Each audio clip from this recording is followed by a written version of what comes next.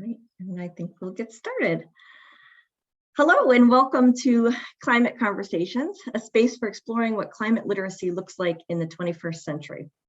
Climate Conversations are chats with some of the leading voices at the intersection of children's literature and climate activism. The goal is to share actionable insights and invite you to consider how to apply them to the questions and challenges of climate change, both in your own life and in helping your children or students navigate their own. These conversations are a feature of Climate Lit, climatelit.org, which is a free online resource for building universal climate literacy with children's and young adult literature and media. We will be recording this conversation and it will be posted on the Climate Lit website. Today, I am very happy to be highlighting the work of educators around the world who are engaging students of all ages as climate literate global citizens. Their work is featured in the recently published collection, Literature as a Lens for Climate Change, using narratives to prepare the next generation, which is available through Rowman and Littlefield. A pause here, if you can hear my dog, I apologize. That is Owen, and he likes to make appearances sometimes in my Zoom presentation. He's my little office coworker. So our collection, each chapter in this collection explores the ways that stories and storytelling can serve as a lens for helping students understand climate change and for fostering empathy toward people and places disproportionately impacted by it. And I will send a link in the chat here to the book. I believe it was also in our event page. So I'm Rebecca Young, the editor of this collection, and I serve as a language, literature, and civics content manager for the nonprofit education improvement organization Cognia. I also serve as an associate editor for the Climate Lit Initiative. I am zooming in from Oneonta, New York, known as the Iroquois as the place of the open rocks. I am joined today by several contributors to the book, which is wonderful because we've been working together for so long only over email. It's really good to see their faces and to have them meet each other. On a personal note, one of the things I've most appreciated in our work together over the past year is the exchanges that we've shared about what's going on in each other's parts of the world. This has truly been an international collaboration, and we've lamented unnatural weather conditions, civil and political unrest in our areas of the world, and the failure of governments to enact strong climate policies or any climate policies. Still, the underlying thread of our communication has been hopeful because we all believe in the work we are doing. We are diving into plans for our students, organizing conference talks, recruiting any of our colleagues who will listen to join this climate education mission. So I would be remiss if I didn't acknowledge that our hearts and our minds are elsewhere today with the people of Ukraine. While it has been devastating to see this disaster unfold, the Ukrainian strength and determination to fight has been incredible. And I know that our thoughts and our hopes are with them, as I'm sure they are with all of you, and with all who are supporting their efforts or providing safe haven. Again, thank you all for joining us today from whatever part of the world you are zooming in from. We are very happy to have you. So our goal for the collection we are sharing with you today is to advocate, quite simply, for comprehensive climate education through the lens of literature by offering a rationale and strategies for doing so that are adaptable to different grade and ability levels, from very early education to post-secondary school. The introduction to the book explores why literature is an effective lens for understanding the causes, consequences, and potential solutions of climate change and its impacts. The research-based crux of this is that our engagement with good stories and the perspective-taking role we assume when we read can foster understanding and empathy about real-world concerns. This, of course, has long been a part of the indigenous wisdom and oral storytelling of many cultures. And as it relates to climate literacy and climate justice today, empathy connected with awareness, especially with support from a mentor, may lead to action that helps combat the eco-grief and anxiety our students feel about the future. We are very thankful to have two prominent researchers frame our collection with a foreword by Alexa Wakebaum-Mosner, author of Effective Ecologies, Empathy, Emotion, and Environmental Narratives, and an afterword by Suzanne Keene, author of Empathy and the Novel. Much of their research informs this approach and many of the strategies discussed in our collection. To share a bit of what this resource offers, I'll ask each of our panelists to introduce themselves and share some ideas about their approach to teaching young people about climate change. We would then love to open it up to your questions and comments. A few of our contributors could not join us. We are operating from many different time zones across the world, so I will just give a brief summary of their work as we go through. So the first chapter offers an informative rationale for educating toward climate literacy at any age by Climate Lit co-founder and University of Minnesota Twin Cities professor of children and adult literature, Marek Ozjavich. He offers guidance for educators to develop eco-pedagogy around any number of classroom texts and addresses the context necessary for understanding climate change and its potential solutions. This is a great resource for any teacher trying to get started because it gives a lot of the frameworks in terms of the language and the context that students need to sort of start approaching these difficult topics. Chapter 2 is authored by Suhasini Vincent, who is an associate professor at the University Panthéon-Assas in Paris, and explains how literature can inform students' understanding of the interrelated causes and consequences of climate change, particularly in developing parts of the world. Suhasini analyzes the literature of Arundhati Roy and Amitav Ghosh through the lens of post-colonial eco-criticism and provides guidance on how to engage upper-level students in this effort. This is a deep dive of eco-critical analysis. Our chapter 3 author is here. So Anna, I will turn it over to you now. Awesome. Good morning, good afternoon, wherever you're at.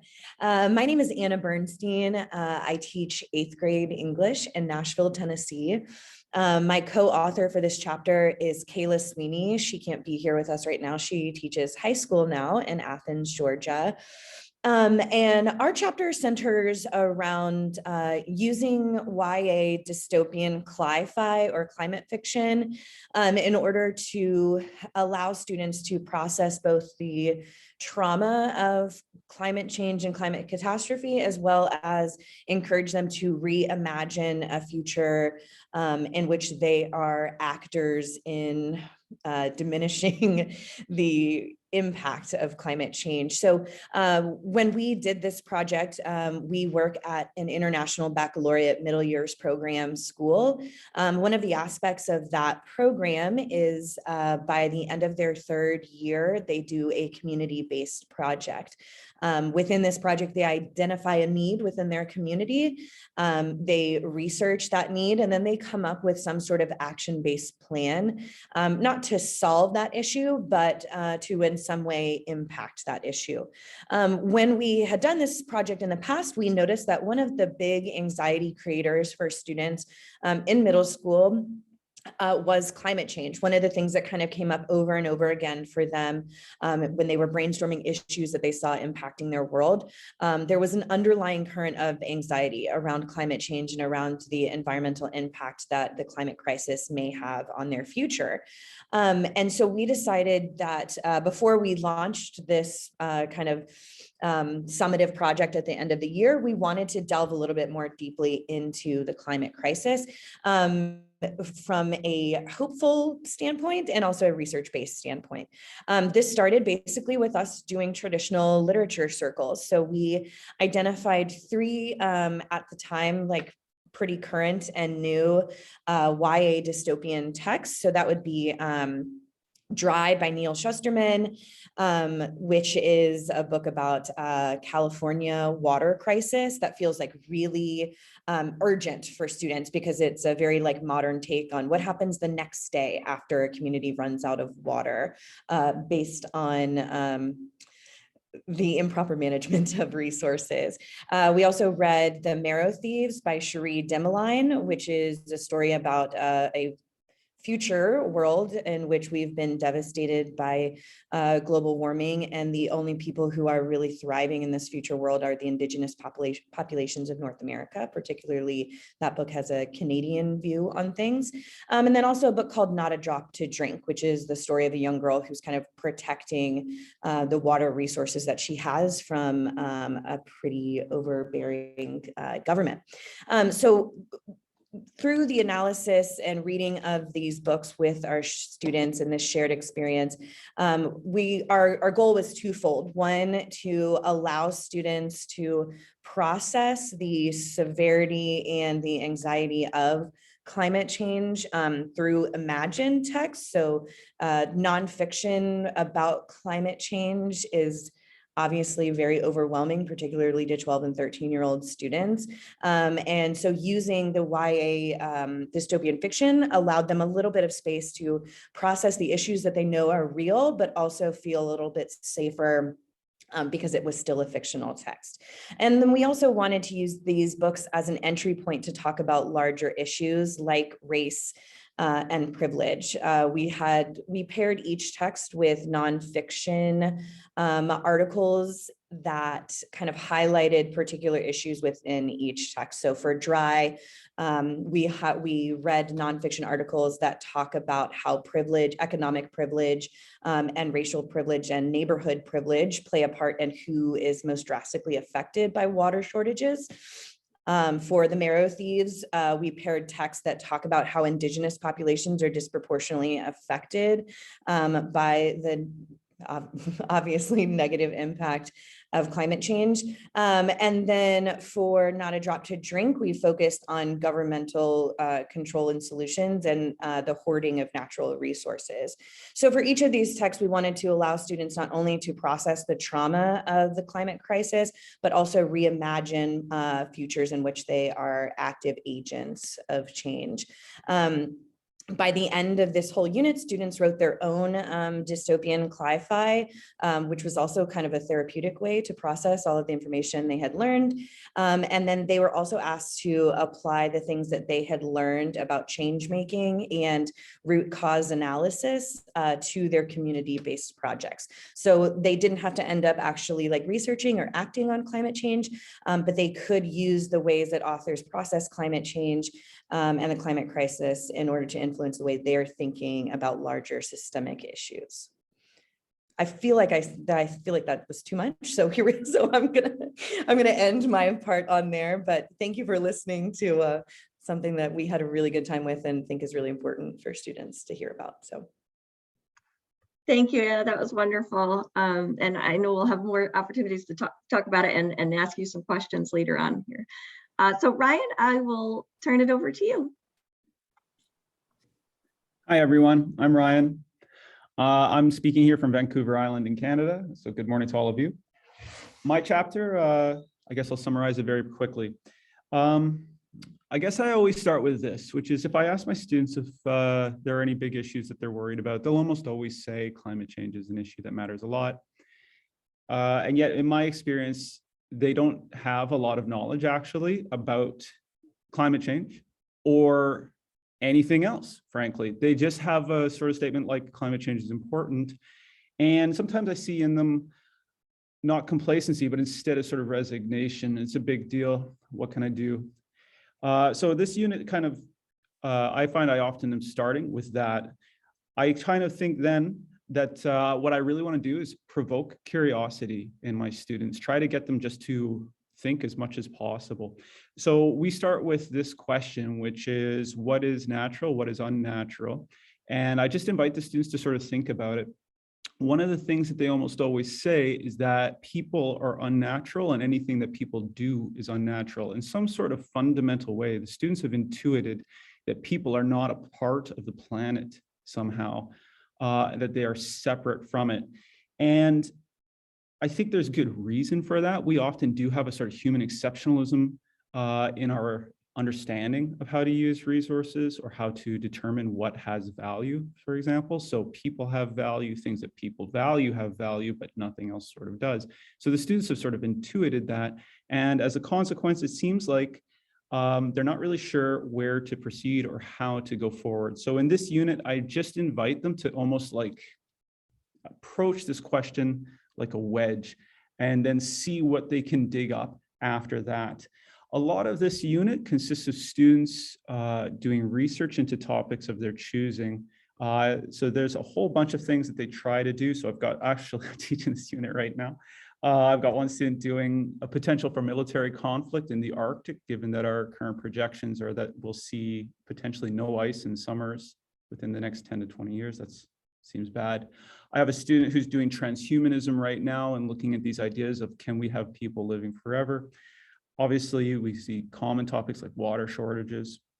And I have a student right now who's considering questions like degrowth versus a sort of abundance agenda powered by other energies other than fossil fuels, right? And in this assignment, what I'm really trying to do is a sort of two-part thing, I suppose, which is one, I want to see them demonstrate some pretty concrete understanding of science or projections or data, stuff like that. So there's a sort of background overview. And in the second part, I suppose, I would say there's a sort of policy question or policy evaluation. What should we do? What would be admirable? What would be realistic, right? And these are the sorts of questions I really want students to do. When I put this structure together, I suppose if I was to underline anything, I would say that I'm trying to get my students to really address scientific understanding as much as possible, while also addressing policy or humanity sort of questions. So it seems to me that there's a sort of common, if you're an expert in science, you might say, well, we should just do this. If you're an expert in policy, you'll say, well, we should just do this. There's a sort of difficulty of these two fields talking to each other. And I feel like English has been, at least in my experience, a good place to actually bring them all in, just under a sort of broad umbrella of literacy. We do other things. I lead some lessons, such as like we consider cities, romanticism, sort of nostalgia for the past, and other lessons as well. Can we really wall ourselves off from the environment if it's sort of, all of our pollution is entering our bodies through microplastics and air pollutions and air particulates? Really trying to, again, examine that question that I think in English has often been person versus nature, right? That's what we've often had as a sort of conflict in literature. And I'm trying to kind of push against that, or else push through it to see what's on the other side of it. Thank you. Great, thanks very much, Ryan. And I will hand it off now to David. Thanks very much, Rebecca, and good afternoon. I'm speaking from South Africa. I'm in Johannesburg, and it is about 5:20 in the afternoon. That is why I said good afternoon to you. I realize that it is a different time for some of the other panelists. A bit about myself. I am the head of Department of Education and Curriculum Studies at the University of Johannesburg in the Faculty of Education. And I work with undergrad and postgrad students. My focus on eco-criticism is mostly with the undergrad students, but I do have some postgrad work with them. So that is a little bit about my background. I have over 30 years experience in education, of which about 16 years was in secondary school education, where I was an English teacher. And then I became an academic. And what is interesting for me about my own journey has been that when I studied initially and did my undergrad work, there were no courses at all about literature and the environment. This is something which I have grown into as an individual, and I find it very fulfilling. The other matter that I think I need to briefly address is that I address issues of climate change, but I also address broader matters relating to the environment. And as a consequence, I think I have a sort of integrated module that I present to my students in undergrad.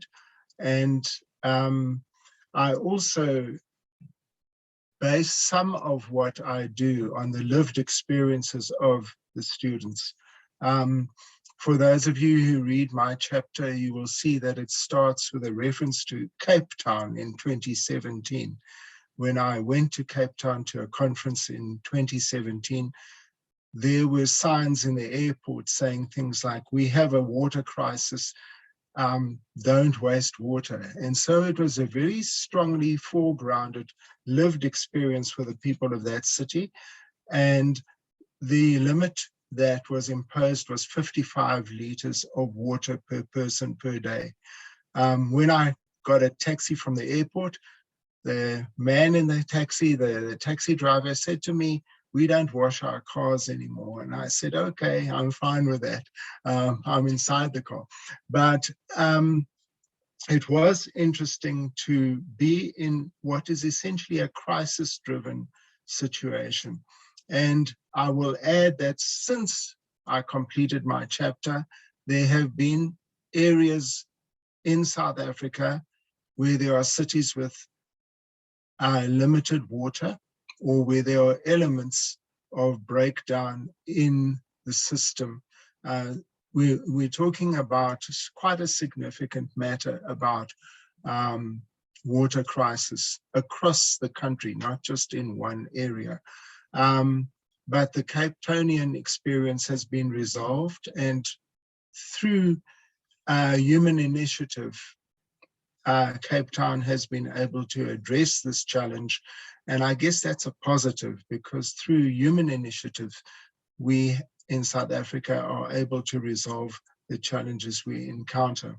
I think that it is important to identify some of the theories that I address in my classes.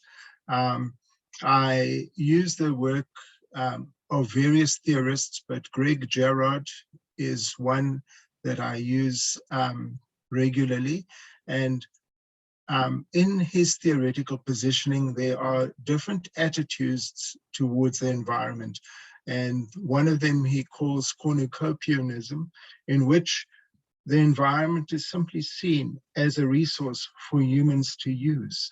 And there's no sort of responsibility. It's simply something that is available to use.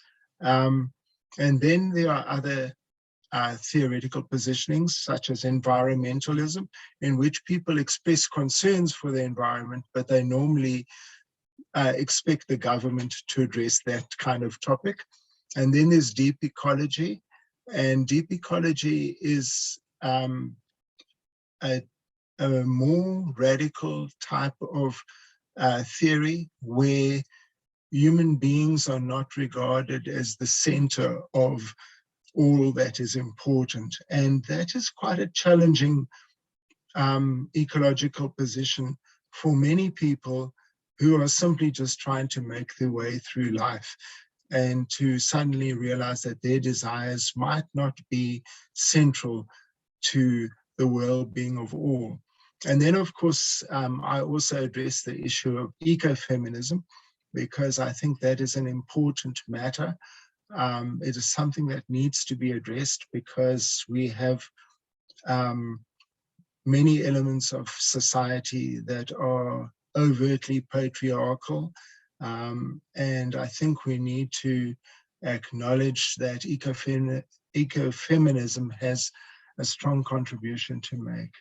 Now, in terms of the literature, what we do is we approach various texts and we consider them in terms of the theories, and the students write either assignments or examinations, or both, in which they consider how they would teach particular texts. And in my chapter, I've used extracts of those student responses for a discussion about the value of eco-criticism and the issue of climate change. So that is essentially what I address in my module. It's interesting to see that students sometimes use books like stuff from Dr. Seuss, because, you know, this is university level and you think, what, Dr. Seuss? But there is something interesting there and it's a lot of fun. So students get into this and they do enjoy it. And I am strongly committed to this particular theoretical positioning, and I've published in this field before. I want to just add that there are a couple of further matters. These also developed after I finished my chapter. One is that the climate change issue is somewhat compromised because in South Africa, we have coal-fired power stations for the vast majority of our electricity supply. And there are arguments against this, but of course there are also other arguments, such as people would lose their jobs if we close the coal mines. And so there is a debate going on about that. And then there are also people doing research off the coast of South Africa, and there are significant protests and legal challenges to the search for oil and other sorts of natural resources because of the possible marine impact. So there are many debates going on in South Africa about these sorts of things, and they are all rich sources for discussion. And the most important thing for me is that the educational impulse is the important one, because if we engage in debate and discussion about these matters, we can possibly find better ways forward. I want to make one last comment, and that is I want to thank Rebecca for her patience with me. I think I was a bit challenging at times with my writing, and thank you for directing me, regarding this particular chapter. Thanks very much, everybody. Thanks very much, David. I love your chapter, and I think in particular the opening that you share about the water crisis, the lived experience as you present it in South Africa, was very sobering indeed for me. So I enjoyed working with you on your chapter very much, and I know that readers will appreciate that perspective in terms of the water crisis. Now, for many of us reading about it, hearing about it, it's there. And you really bring it to the front of that lived experience happening right now. So thank you. And I'll just put a note here, a pause. I noticed we do have a question or two coming in. As you have questions for the panelists, we will get to those after everyone's had a chance to introduce their chapters. So if you want to go ahead and start putting those in the Q&A rather than the chat, we will get to those, because I know some of you are wondering about age groups and experiences like that. So Tim, I will hand it over to you now. Thank you very much. And thank you to my fellow panelists for sharing your work. I'm Tim Duggan. I am a professor of secondary education at Northeastern Illinois University in Chicago. And I prepare or help to prepare people to teach in an urban environment. And one of those people, one of my graduate students, Natalie Valentine Espiet, is my co-author, and she cannot be with us because she's student teaching right now. Where I am, it is 9:29 in the morning. So it's kind of nice, it's kind of neat that we have people from all over. I've been concerned with this work for a long time. I started my teaching career in 1984, and not symbolically, but really. This particular idea that I explore in my chapter is to take a passage from Shakespeare, particularly from a play that gets worked in schools quite a bit, A Midsummer Night's Dream. It's a popular play, and I started kind of forming this idea about 30 years ago, but then I had the opportunity to work with some students in Omaha, Nebraska, actually about 15 years ago. And we started playing with a long monologue by Titania, Queen of the Fairies, as she's arguing with her husband, Oberon, king of the fairies. And she catalogs this whole list of climate disasters that she attributes to the quarrel between herself and her husband. And recently I had and this book has given me the opportunity to return to that. A couple of years ago, I was doing a workshop at the Chicago Shakespeare Theater with some teachers, and we took a look at this piece and divided it up to embody the different sections of the speech. What she does is she lays out the argument, saying that, you know, Oberon has accused her of infidelity, so to speak, with Theseus, the mortal who's the Duke of Athens, and she has accused him of having a romantic thing going with Hippolyta, who's also a mortal, a queen of the Amazons. And so Titania accuses him, saying, you know, every time we get together, never met we on hill and dale, forest or mead, et cetera, to dance our ringlets to the whistling wind, but with thy brawls thou hast disturbed our sport.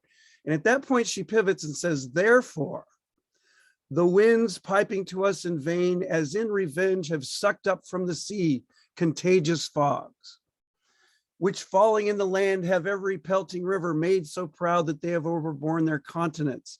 And she goes on and lists this whole catalog of problems.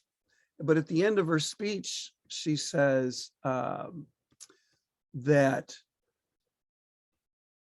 this same progeny of evils comes from our debate, from our dissension. We are their parents and originals. So in other words, blaming this upset in nature and all these horrible things on the dissension between the two of them.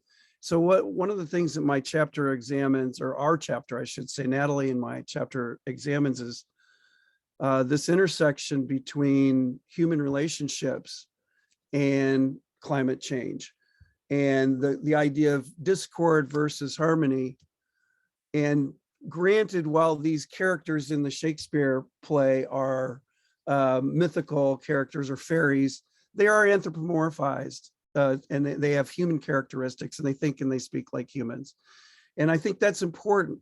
And I think, you know, honestly, this is part of what we're seeing right now as our hearts break over what's going on in Ukraine, is this idea of how discord among our species, as you know, Ryan was talking about, we're having that sense of you know, that we control everything,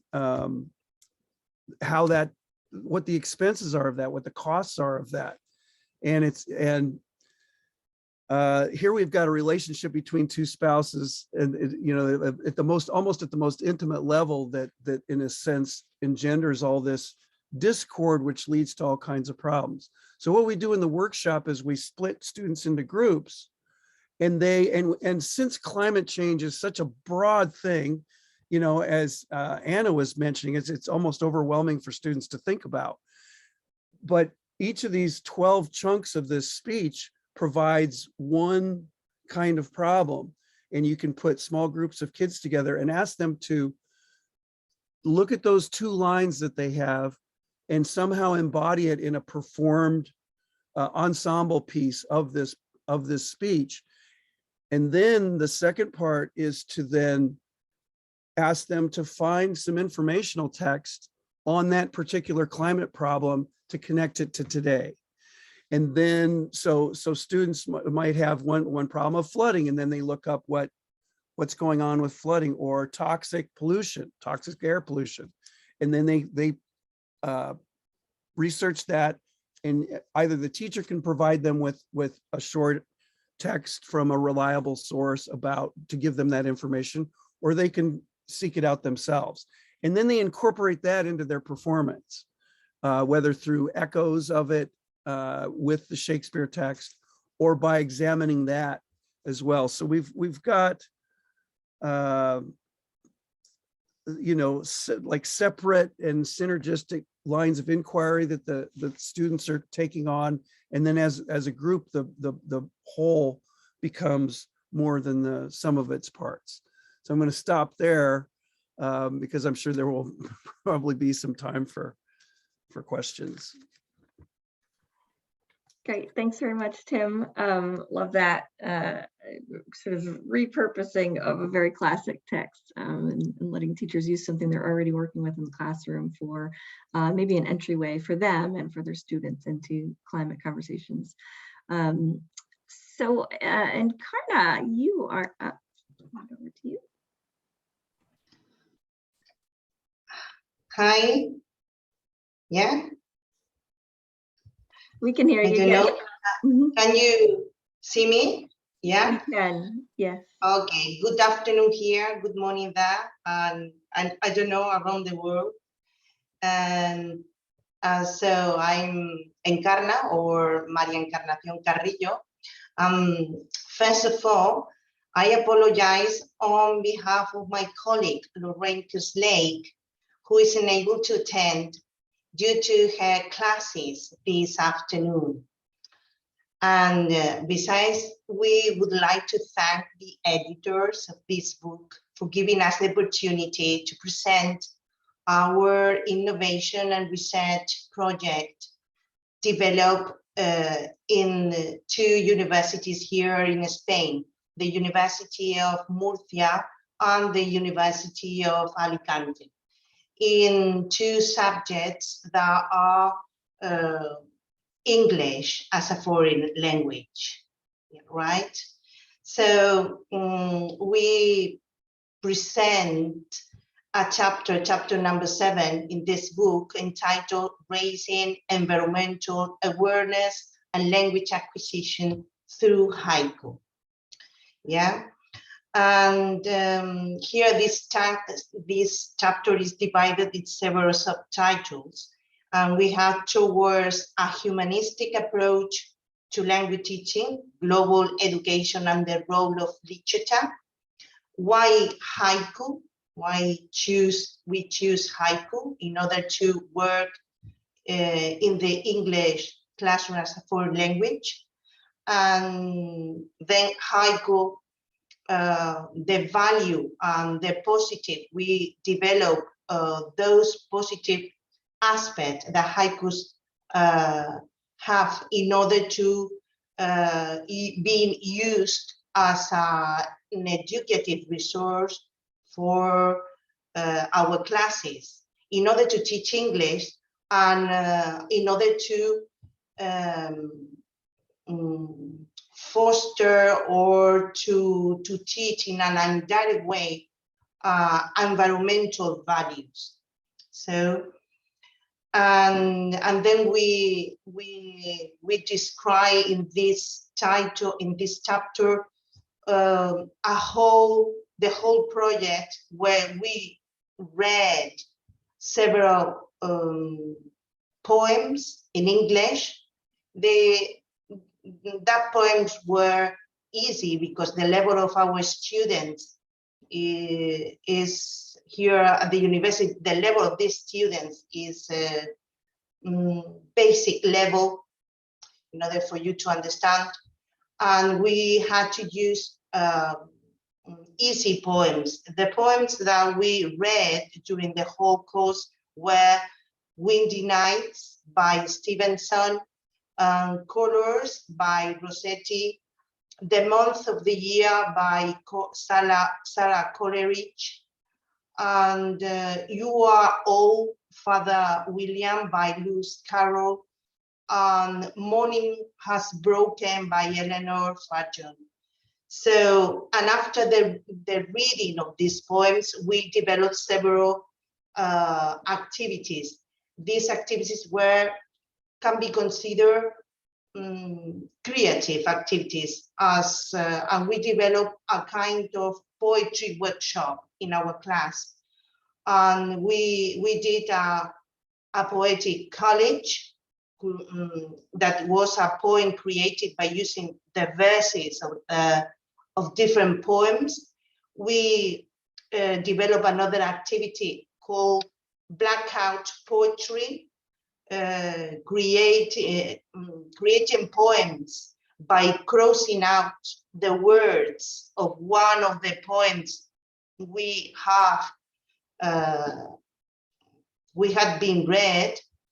Another activity was a collaborative poem, a poem created in collaboration by a group of students, where each student writes a verse. Then we developed a calligram, that is, we create a calligram with one of the poems. They chose one poem and then develop this kind of figure or picture with the poem. And we write poetry using different apps for writing civil poetry that you can find on the internet for free. And then we developed another activity using Twitter, and they created poems using tweets from famous people. So there were the different kinds of activities we did in this poetry workshop. And after that, we focused on haikus.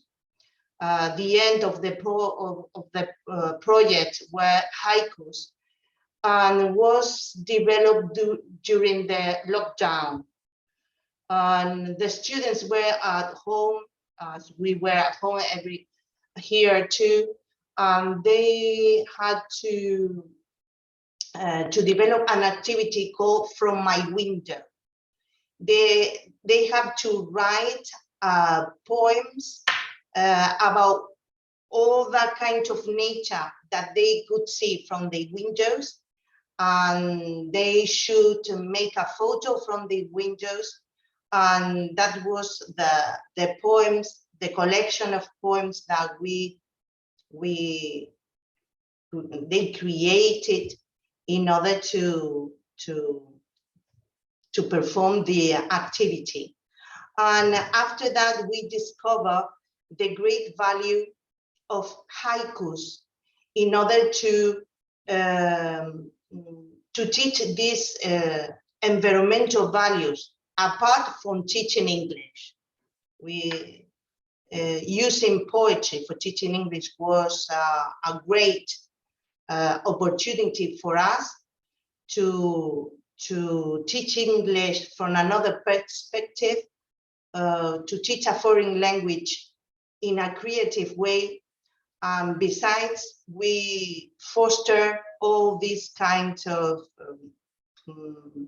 environmental message that was involved with haikus, right? And that's all. If you have any question. Great, thank you, Encarna. And I'll just put it out there that I found your chapter very unique, because when I first started with this project, the last thing I expected was how to teach about climate change in the language classroom and learning English as a foreign language. So I think it's a really unique perspective. And like many of the chapters in our collection, yours is very versatile in terms of what age group it can be used with, because while you were working largely with pre-service educators, some of the materials could be used with very young students or in any classroom, or language learners in the beginning English classroom. So very versatile in terms of how strategies can be employed. Thank you. Yeah, thank you. So we've had a little trouble. Our chapter 8 authors are trying to join. So I'm just going to briefly summarize theirs in case they are able to join us and talk about it themselves. Rachel Cohen and Sarah Wyman, who are based in the States here, I believe both in New York, wrote the next chapter with a very specific analyses of 2 short stories that are commonly taught at the high school level. Ursula Le Guin's The Ones Who Walk Away from OLAS, and Richard Powers' The Seventh Event. And they do a really deep dive, and I believe they also have some lesson materials on the resource tab of our book's website. for how teachers can analyze these stories, one or the other, or they combine them so that students can be looking at both in terms of a short story study, and looking at the UN sustainability goals and really sort of questioning the characters and the author's craft and putting it on the reader in terms of once you find out, once you know, right, what the problem is, what the conflict is, what is your responsibility, you know, both as looking at the character lens and then yourself as the reader, what is your responsibility to take action. So it's a really informative chapter for high school level or university level students, but some of these strategies could certainly be applied to other texts for different grade levels. And our last chapter author is in Australia. She's an independent scholar from Australia, so she was not able to join because of our time zones here. But her chapter is very interesting. It explores the role of librarians, libraries, and developmental bibliotherapy in supporting climate education. Specifically, Judith offers strategies for using young adult CLI-FI to engage with students, whether they're your classroom students or your children, about the anxieties and the uncertainties they experience. And she gets into some of the research behind eco-anxiety and eco-grief and how to confront that and talk about that in a really positive way that provides young people with some agency to take action about what they're concerned about. So I hope you'll check out that chapter as well. Oh, and it looks like Judith is in our audience, so you are up late, Judith. Okay, so I'd like to open it up. We don't have a lot of time left, but I know we'll have some questions here for each other or from the audience. Ryan, the first one actually goes to you. One of our audience members is wondering the age group that you work with specifically for your inquiry project that you talked about. Sure, yes, I should have said that. They're in grade 12, so they're seniors in high school. But I think certainly, and I love, Ryan, you touched on this in your summary, how, you know, you're a great example of how to sort of dive into what you're interested in talking about with students, because your chapter really presents many different topics that students that age, and really, I think middle school and up, it could be adapted for what their particular interests are or concerns are in terms of that inquiry project, that they really have the opportunity to explore the thing that is their thing, right? That, you know, you provide the background and the conversations to have some of the knowledge that they need to find good resources, and then it's up to them to sort of have that exploration. So I really love that you've tapped into their interests there. And I think that's sort of some advice for any of our young teachers or more experienced teachers who are wondering how to get started, right? Start with what you love and open it up to let students explore their interests. Yeah, that's right. I suppose what I would draw our attention to is this line from Bill McKibben when he says there's strings attached to everything. Mm-hmm. This is just true. Like, we are physical beings. We live in a physical world. I think we have a tendency to focus on our sort of cerebral consciousness as our defining element. And that might be why we so often want to separate ourselves from the world, at least cognitively, in some sort of philosophical way. We're just these fundamentally different things because of our consciousness. But that just seems wrong to me. Like, it's this illusion that we bought into and doubled down on and tripled down on. And we need to find some sort of way to kind of unpack, like, what does it mean that we think that our ability to think allows us to do whatever we like in the present, right? So some fun places to go with this is like considering, you know, Parfit's ideas about, you know, the welfare of future generations relative to the present. Not just, I shouldn't say not just, in addition to these questions of like, what do we think about our choices relative to non-human animals or to ecosystems? Do these things matter at all to us, right? Or do they matter on their own? And that's sort of, again, that's the wedge that I'm starting with in this unit. And then the inquiry project goes from there. Yes, I love that. It really helps them to see the connections and how they can't just isolate one thing. It's broader. Great. So let's see, we have another question here. This is for any of our panelists. Do you believe that a connection with nature is important in easing climate anxiety and combating climate change? And how do you try to achieve this in your teaching? So this may be particularly important for teachers working in urban areas, if I'm understanding your question, who may not have that easy access. Okay, I see. Ryan, if you want to, yeah, sure, jump in. And anybody else, if you want to add to that after, feel free. Me again. Mhm. In terms of climate anxiety, I think, and then whether or not going into the woods is useful, I think valuing the physical world by spending time in it is absolutely key in terms of developing a capacity to care about it.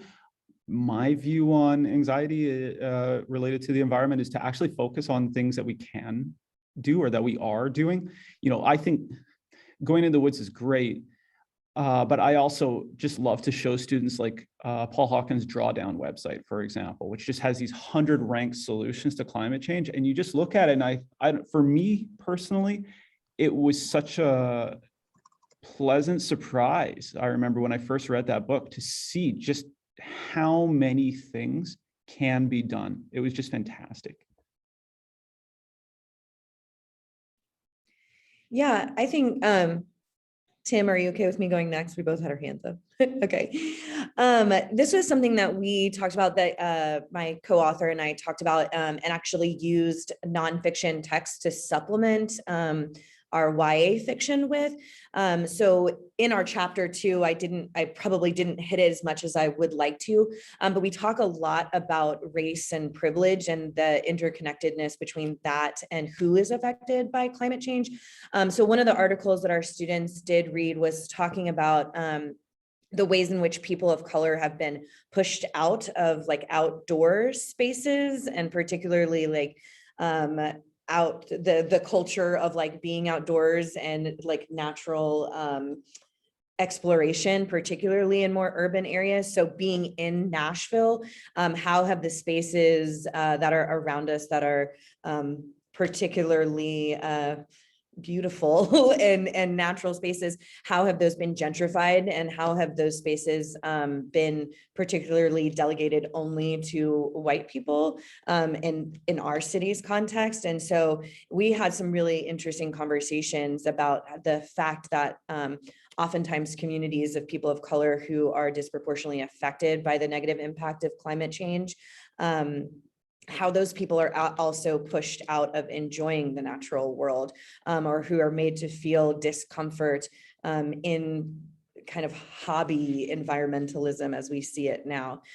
So there were, and our students did a really, really great job of 13-year-olds doing a really great job of discussing like what it means to enjoy nature, and for who that may be safe and who is not encouraged to do that, and maybe what effect that has on the ways they see climate change playing out in their life. So that's not an answer, but they had good discussion. I'm gonna jump, add on to that. I think, anything that we teach with students has to be infused with hope. If we lose the element of hope, then it's going to be very difficult to engage, and what's the point? I agree with Ryan about, we are, in a sense, we're organisms interacting with our environments, responding to stimuli, trying to stay alive. And if we forget that, then we've lost something, regardless of this consciousness. And for me, a lot of it is thinking that literature allows us to examine any number of ideas because authors infuse their literature with these ideas. For me, one of those ways is arts integration, right? And getting students to infuse with other arts. But for instance, the approach we took in our chapter was embodying this through performance. And how does that's a fun activity and it's a fun thing to do, but it also gets you thinking about, the more serious aspects of it. I love Maria's idea about the poem from their window. What do you see outside your window and how do you respond to that? In Chicago, we have one set of environmental problems students are dealing with pollution from large industrial outlets that are near their neighborhoods. And yet in another place, they might be dealing with the incursion of rising seawater. And, you know, these things are local and yet collectively they're global. And I think that we have to be willing to collaborate with our colleagues across disciplines. My daughter's in high school and she signed up for her junior level science class next year is going to be urban agriculture, which was not offered when I was in high school, by the way. You know, so the science curriculum is responding.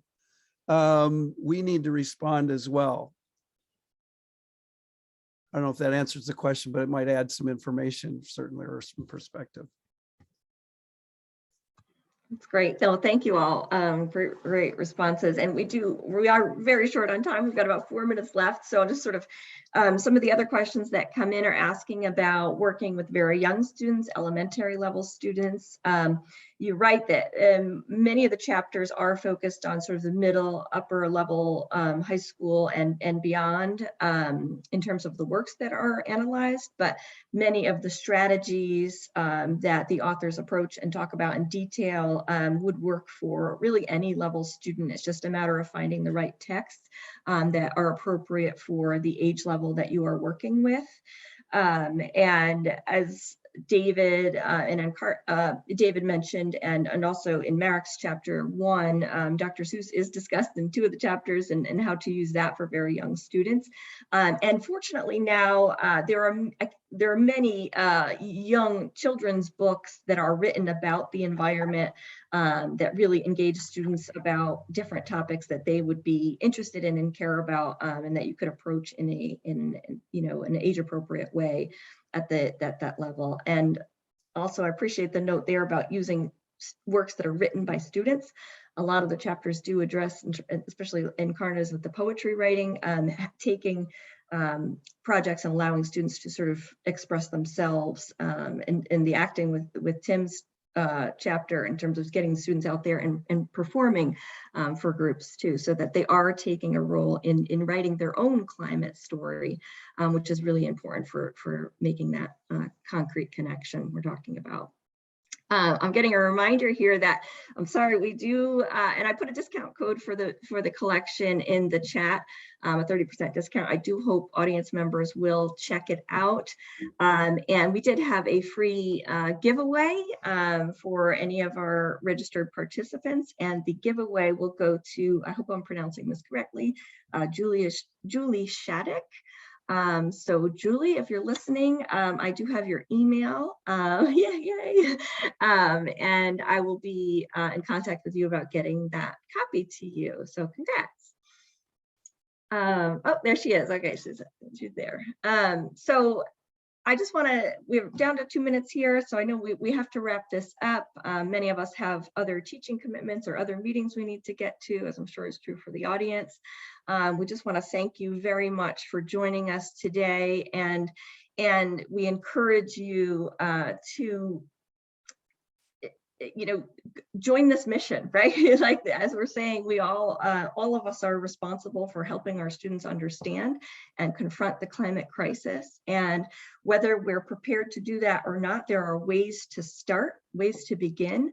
And now, thankfully, it's been some years since Amitav Ghosh wrote The Great Derangement and said, where are the writers? Where are the writers on this to witness what's happening with climate change? And they have responded. There is now so many good texts represented in this book, and many that are not, obviously. So it's just a matter of tapping into what's appropriate for your students and what you're able to share with them. So thank you all. I don't know if anybody wanted to add anything. I'll be quiet here. Rebecca, how would they access the accompanying materials like the lesson plans? Sure. So the link to the book that I put in the chat earlier takes you to the publisher's webpage. And there are tabs on there that provide reviews, and there's a resource, I believe it's called resource tab. And a few of the chapters do have lesson plans or accompanying materials. There is, from Judith's chapter, a book review guide that details a lot of the CLI-FI that's out there and provides a nice review of that for teachers who maybe are just getting into that and looking for where to jump in. Good question.